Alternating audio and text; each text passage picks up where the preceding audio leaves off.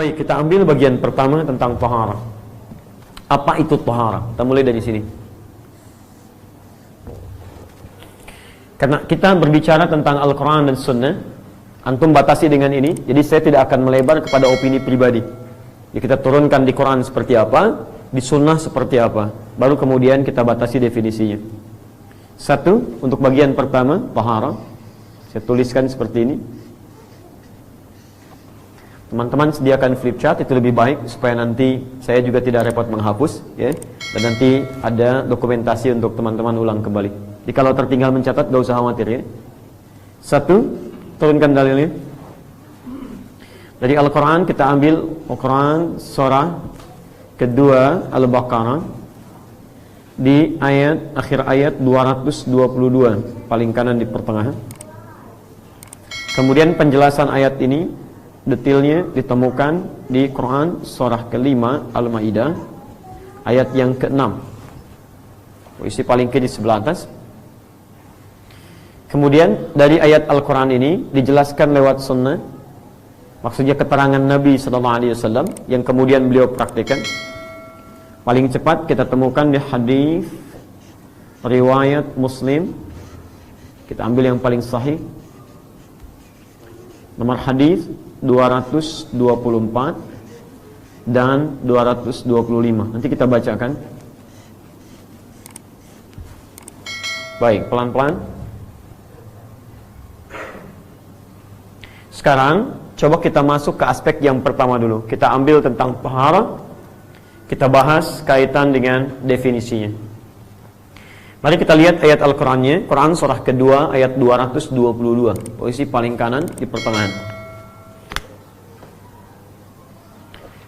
Sebelumnya teman-teman bisa fokus dulu dengan uraian yang akan saya sampaikan. Baik, lihat sini. Di dalam bahasa Arab kita bisa dapati dua istilah yang berbeda. Ingat baik-baik, ya.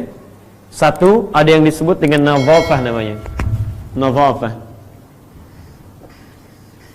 Pernah dengar kalimat ini? An-nadhafatu minal iman. Baik, kebersihan sebagian dari iman. Itu hadis palsu, ya. Itu hadis palsu, itu bukan hadis. Baik. Nadhafah. Orangnya disebut dengan nadhif. Apa artinya nadhafah? Bersih. Baik. Kedua, ada yang disebut dengan taharah. Ini bahasan kita. Taharah. Orangnya disebut dengan tahir. Apa artinya taharah? Suci. Apa bedanya bersih dengan suci? Ini yang saya maksudkan. Suci belum tentu bersih. Bersih belum tentu suci. Suci sudah pasti bersih. Wah, itu paling gampang, ya. Baik. Baik, sama kayak tes kemarin. Apa itu ikhlas? Ikhlas itu ridho. Apa itu ridho? Tidak, itu ikhlas, ya. Masya Allah. Baik. Sekarang perhatikan baik-baik. Ya, kalau saya pakai pakaian ini bersih, ya, bajunya bersih, ya, luarnya bersih. Itu orang Arab menyebutnya nadhif. Thawb nadhif. Itu nadhafah, bersih luarnya. Tapi belum tentu isinya. Di luarnya bersih, tapi dalamnya belum tentu. Bisa, bajunya memang bersih, tapi sifatnya kotor. Pakai jas, pakai dasi, pakai kemeja, Masya Allah, bajunya bagus, celana bagus, kemudian juga sepatunya pentopo, cuman maaf, pencuri. Dia nyuri juga misalnya, ya, kata-katanya kotor dan sebagainya. Itu luarnya nadhif, tapi dalamnya belum tentu suci. Contoh, misal, hewan apa yang disebut najis? Misal ya, baik. Ada orang misalnya memandikan hewan tadi, kemudian disisir rapi sampai bersih kelihatannya. Hewannya bersih tidak? Bersih. Suci tidak? Tidak. Makanya orang Arab katakan al-khinziru nadhifun walakinnahu ghairu tahir. Ya, babi itu bisa bersih tapi dia tetap tidak menjadikannya suci. Paham, ya? Kalau kemudian kita ingin jadikan luarnya bersih, dalamnya suci. Antum tampilan bagus, bersih, ya, badannya bersih, kotoran hilang. Saat yang bersamaan, maaf, hatinya juga baik.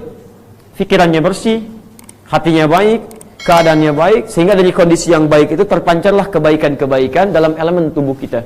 Maka kalimatnya dirubah dari kata nadhafah menjadi taharah. Ini orangnya kalau sudah bersih disebut tahir.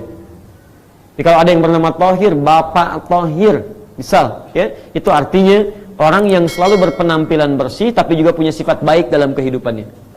Ya, misal ada namanya Erik Tahir misalkan, misal saja. Atau misalnya Asep Tahir, ya, misal saja. Perempuannya Tahira, laki-lakinya Tahir. Itu artinya orang yang berusaha menampilkan kebaikan-kebaikan dari sisi luar dan juga memiliki nilai-nilai baik dari sisi dalam. Jelas? Baik. Jadi kalau sudah baik, maka pribadinya disebut dengan Tahir.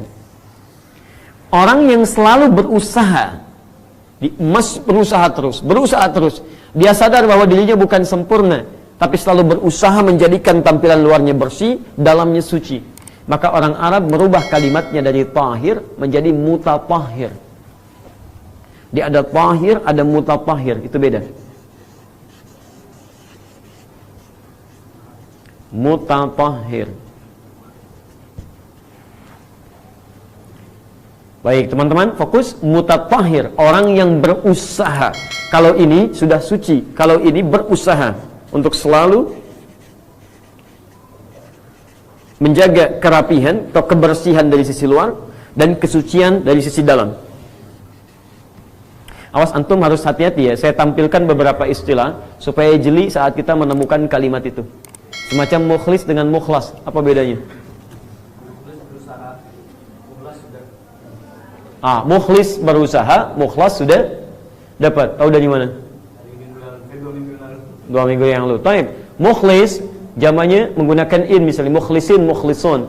Ya, orang yang berusaha untuk selalu mendapatkan keikhlasan. Kalau dia sudah dapatkan keikhlasannya, maka berubah namanya dari mukhlis jadi ikhlas, jadi mukhlas. Quran surah ke-15 ayat ke-40.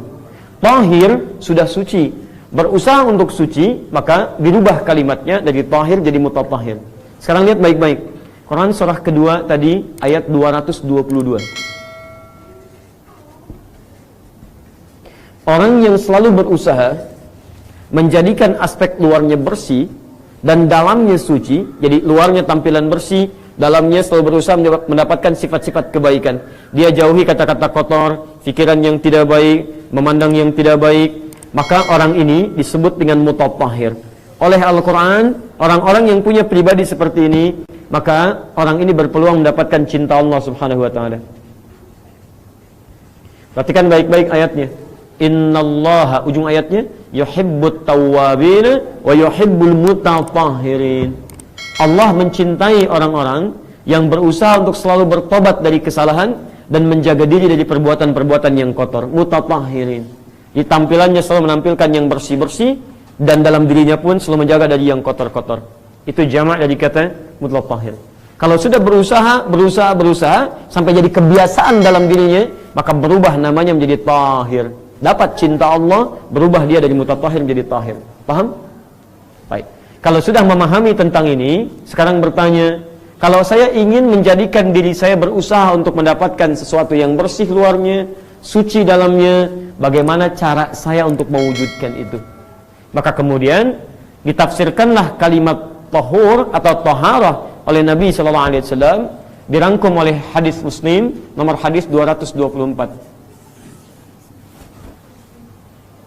Perhatikan kalimatnya. La tuqbalu salatun min ghairi tuhurin wala sadaqatun min ghululin. Allah tidak akan pernah menerima salat seseorang yang tidak diawali dengan taharah, dan juga sedekah seseorang yang, awas hati-hati, diiringi dengan ghululin, sifat berlebihan. Ghulul itu bisa berarti mengambil dari yang haram, bisa berarti nampak ria, bisa berarti menyampaikan sesuatu karena ingin mendapatkan pujian dari orang lain. Poinnya adalah, di hadis tadi, lihat baik-baik, Nabi memberikan satu isyarat bahwa taharah ini satu oleh Nabi disandingkan dengan kalimat salat. Dalam hadis nomor 225-nya, di hadis Muslim, lalu dijelaskan oleh Nabi apa yang dimaksud taharah ini yang disandingkan dengan salat. Fokus teman-teman. Saya ulang ya, kita ingin menjadikan pribadi kita baik luarnya, baik dalamnya. Disebut dengan taharah. Usahanya mutatahhir. Kalau sudah dapat disebut dengan tahir. Caranya disebut oleh Nabi, kata Nabi, tidak diterima solat seseorang. Ketika Nabi menyebut taharah, yang disebut solat dulu. Tidak diterima solat seseorang tanpa taharah, kata Nabi. Kemudian apa yang dimaksud dengan taharah ini? Dijelaskan di hadis riwayat Muslim, nomor hadis yang 225-nya. Lihat baik-baik. La tuqbalu salatu ahadikum hatta yatawadda'a. Tidak akan pernah diterima oleh Allah salat di antara kalian sebelum dimulai dengan wudu. Anda bisa fokus sebelum dimulai dengan wudu. Jadi taharah yang dimaksudkan dalam fikih di sini, baik dalam referensi Al-Quran ataupun hadis Nabi SAW, yang dimaksud itu adalah wudu. Jadi kalau Anda misalnya mendapati kata taharah dalam fikih, saya ulang, Anda dapati kata taharah dalam fikih, maka definisi yang dimaksudkan adalah wudu. Jelas ya? Kalau disebutkan apa itu taharah, sederhananya berwudu. Tapi kalau Anda tanyakan apa esensi dari taharah, maka kembalikan pada makna asalnya.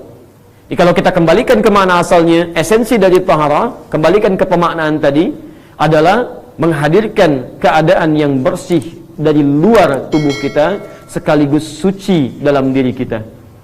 Di secara singkat, kalau orang wudunya benar, maka muncul sifat taharah dalam dirinya. Mohon maaf, bukan cuma membersihkan aspek yang luarnya saja. Antum kalau cuma wudu, bersih-bersih luarnya, jangankan antum, non-muslim pun bisa mengerjakan itu. Mereka mandi, bersih juga. Tapi ada perbedaan antara orang wudu dengan orang yang tidak wudu. Orang yang wudu, kata Nabi, lihat isyaratnya, bukan hanya menjadikan mulutnya itu bersih, wajahnya bersih, tangannya bersih sampai dibasuh 3 kali, sampai ke ujung kakinya. Tapi intisari orang wudu, dengan wudunya dia bisa menghadirkan, ini poinnya teman-teman sekalian, kebaikan-kebaikan dalam dirinya, kesucian dalam jiwanya. Karena itulah para ulama menyebutkan yang dimaksud dengan wudu atau at-taharah an-nadhafatu wal husnu. An-nadhafatu wal husnu. An-nadhafah menunjuk pada kebersihan luar. Jadi kalau antum rajin wudu, itu pasti keadaan kita lebih bersih daripada orang yang nggak pernah wudu. Silakan kalau tidak percaya. Antum wudu batal, wudu lagi. Wudu batal, wudu lagi. Begitu sering wudu, diri antum lebih bersih dibandingkan orang yang tidak pernah berwudu. Bisa kelihatan teman-teman, dari aura wajahnya saya sudah beda. Yang kedua, ini yang penting, al-husnu. Kalau cuma basuh-basuh, jangankan antum, anak kecil juga bisa. Ya, tapi perbedaan antara orang yang wudunya benar dan yang belum benar dalam wudunya, maka dengan wudu itu menghasilkan sifat husnun. Husnun itu biasanya, kalau menggunakan kalimat husnun, itu lebih kepada sifat yang hadir dalam diri kita. Bukan sifat yang tampak dari luar, dari dalam diri. Kemudian, sifat-sifat dalam diri itu disalurkan lewat anggota tubuh kita, sehingga jadi perilaku. Misal, maaf, karena punya sifat yang suci tadi dalam dirinya, sehingga tidak punya nilai-nilai kotor dalam hatinya, maka yang muncul yang baik-baik. Orang mencela karena dia tidak punya kosakata celaan, yang keluar yang baik-baik. Ya, matanya menatap dengan baik, kalimat lisannya jadi senyuman, tangannya bisa memberi dengan yang baik, kakinya tidak melangkah pada maksiat. Karena itulah kata Nabi SAW, orang-orang yang wudunya benar, itu di akhirat nanti diberikan pancaran cahaya saat dia dibangkitkan. Fatud'a ummati yaumal qiyamati ghurran muhajjalin. Akan dipanggil umatku di hari akhirat nanti dengan tubuh yang sangat bercahaya, min atharil wudu, dari bekas wudunya. Nah, kata para ulama, cahaya di akhirat itu, lihat baik-baik, min atharil wudu, dari bekas wudunya. Athar itu bukan air yang menempel, itu keliru. Athar itu, kalau bahasa kita, jejak yang diikuti. Misal saya berjalan nih, ya, kemudian antum temukan jejak saya, lalu antum ikuti jejaknya, ya, antum ikuti sehingga bisa mengikuti saya, itu disebut dengan athar namanya. Kalau jejak itu tidak ditemukan secara tapaknya, tapi masih ada misalnya jalurnya, ada yang mengisahkan kepada antum nggak lihat sendiri jejaknya, tapi ada yang mengisahkan, ini jalannya, ini jalannya, ini jalannya, maka berubah kalimatnya dari athar jadi ma'thur. Ada kumpulan-kumpulan doa disebut dengan ma'thurat. Kenapa disebut dengan al-ma'thurat? Karena antum tidak langsung mengambil dari Nabi, tapi mengambil dari jejak-jejak para sahabat dan tabi'in yang sampai kemudian informasinya kepada kita. Nah, jadi tidak harus ditafsirkan kemudian oleh teman-teman sekalian, mengikuti athar itu dalam bentuk airnya, bukan airnya, tapi bekas-bekas dari air itu meresap dalam diri kita, menjadikan tubuh kita kemudian terbawa dengan petunjuk kebaikan-kebaikan. Makanya kata Nabi, kalau orang wudunya benar, itu berdasarkan air yang menetes jatuh dari tempat wudunya, maka jatuh pula kotoran-kotoran dan dosa-dosanya. Termasuk di hadis Muslim dalam terusan hadis-hadis yang nanti kita akan bahas. Dimaksud saya teman-teman sekalian, orang wudu itu pasti nampak perbedaan dalam dirinya. Jadi kalau antum tiap hari wudu, tapi tidak melahirkan kebaikan dari anggota tubuh kita, dari ujung kepala sampai ujung kaki, ada yang salah dengan wudunya. Makanya kata para ulama, termasuk Syekh Muhammad bin Jibrin yang ada di Timur Tengah, ya beliau dari Saudi, pakar bahasa, pakar fikih juga, di akhirat orang wudunya benar, mendapatkan cahaya-cahaya dalam tubuhnya, maka di dunia orang yang wudunya benar memancarkan aura-aura kebaikan dalam dirinya. Makanya tidak sedikit ahli bahasa yang mengaitkan kata wudu dari kata dau yang berarti cahaya. Ya, berarti cahaya. Jadi kalau orang wudunya benar, ada pancaran cahaya-cahaya kebaikan dalam dirinya. Saya sudah uraikan tentang pembahasan ini. Antum bisa baca buku saya yang terbaru kemarin tentang manhaj tahdzir kelas eksekutif. Itu saya bahas tentang korelasi kata wudu dengan kata dau.